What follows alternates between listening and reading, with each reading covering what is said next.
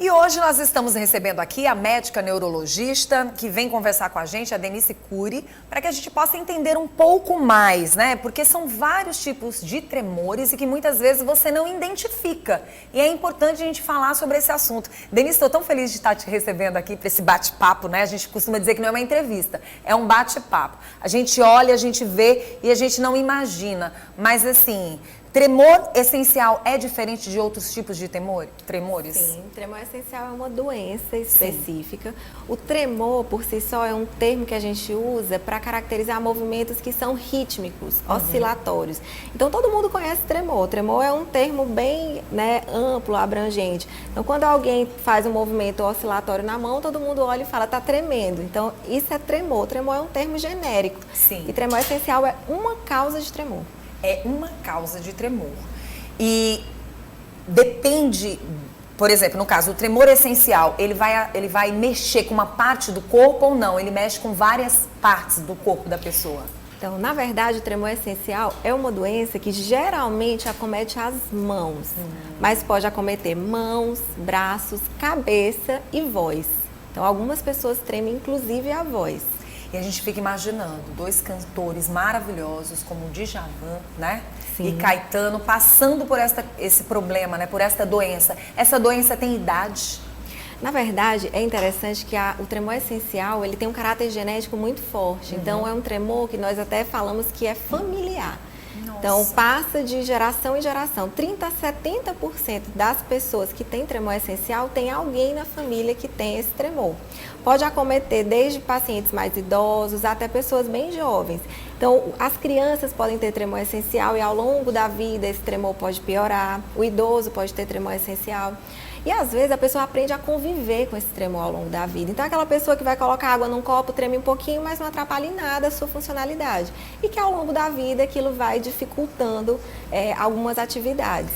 Tem como a gente identificar quem está do outro lado e provavelmente a pessoa não perceba? Tem. Ou não? Tem sim. Por exemplo, você olha para alguém e às vezes a pessoa está tremendo o pescoço, tremendo a cabeça, ou então aquela voz que fica tremida, ou então aquela pessoa que quando vai colocar alguma coisa, um talher na boca, ele não consegue colocar de uma forma, numa trajetória retilínea, sempre vai tremer, ou colocar água num copo treme. Então, ou aquela pessoa que vai falar em público e no momento de ansiedade, aquele tremor que já existe, ele piora. Então, nesses momentos, às vezes você, como espectador, né, você que está ali olhando, você observa e a pessoa às vezes nem percebe. A gente está olhando essa imagem e a gente está vendo um cérebro, né? E a gente queria entender um pouco mais como é que ela acontece, como ela vem, né? Até chegar à pessoa, por mais que seja familiar. Tá, para entender isso, a gente precisa entender como que o movimento ele é gerado. Sim.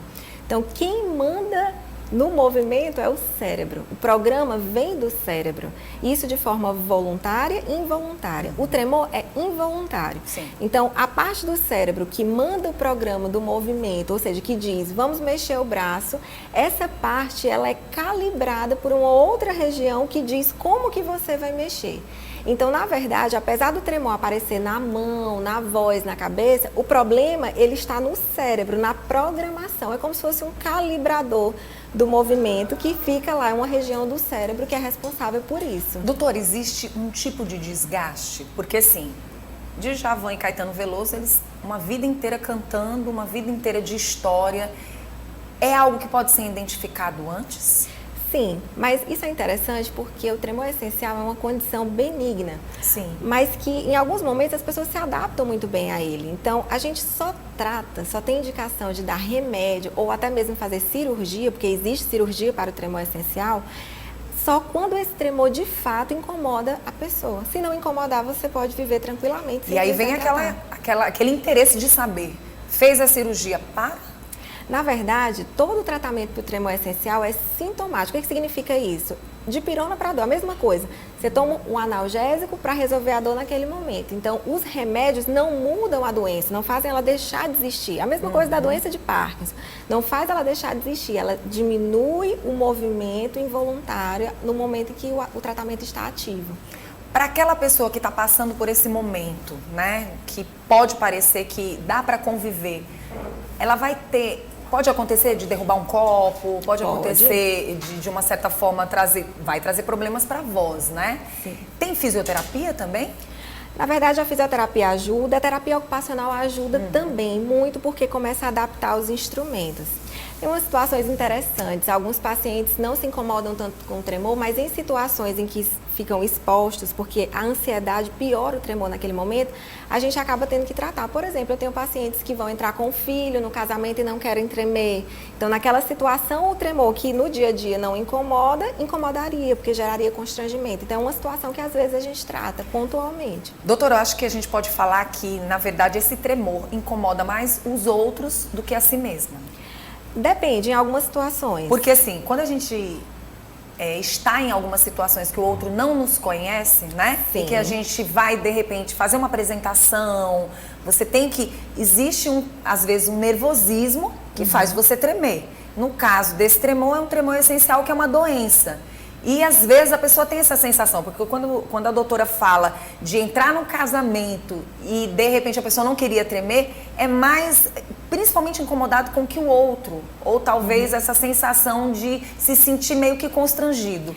A sua dúvida é uma dúvida muito comum no consultório, que é quando que o tremor ele é doença e quando que ele é um tremor que nós chamamos de tremor fisiológico. Sim. Nem todo tremor é doença. Então, existem pessoas que, em situações de estresse ou no momento que ingerem muita cafeína, por exemplo, tremem, mas não é um tremor essencial. O tremor essencial é aquela doença que tem um caráter genético em 30% a 70% dos casos, que geralmente acomete os dois lados, pode acometer voz, pode acometer a cabeça. Então, nem dá para você perceber perfeitamente bem que é um tremor diferenciado, né? Dá para perceber que é diferente. É um tremor que nós chamamos de intenção, que é diferente do Parkinson. O Parkinson, a pessoa está com a mão parada e treme. No tremor essencial, a pessoa treme se ela pegar um copo, sustentar alguma coisa assim. Entendeu? É diferente. Interessante. Agora sim, o que chama atenção é porque são artistas, né? Sim. Que muito bom declarar a doença para que as pessoas possam buscar, possam entender mais. Agora, relacionada à voz, como é que fica essa questão, doutora? Então, imagine, quem treme a voz e precisa da voz, né? Como o Alisson, por exemplo, imagine, se ele tremesse a voz na hora de cantar, é ruim, porque ele não conseguiria executar a função dele, a tarefa dele, que depende da voz. Então, a gente trata a voz, o tratamento é extremamente individualizado, Sim. porque quem não precisa falar tanto, não tem um impacto muito grande do tremor da voz, mas quem precisa, um professor, um político, alguém que precisa, você, né? Então, alguém precisa usar a voz, a gente vai precisar tratar. E nesses casos, a gente usa principalmente a fonoterapia. Então, é um tratamento que precisa de uma equipe multidisciplinar. Precisa do fonoaudiólogo, da medicação e em algumas situações de cirurgia. Por isso que é interessante as pessoas observarem na família, né? O histórico da família, para saber se existe alguém na família que tenha passado por esta doença e já de pequenininho já poder fazer alguns exames, vai identificar novinho?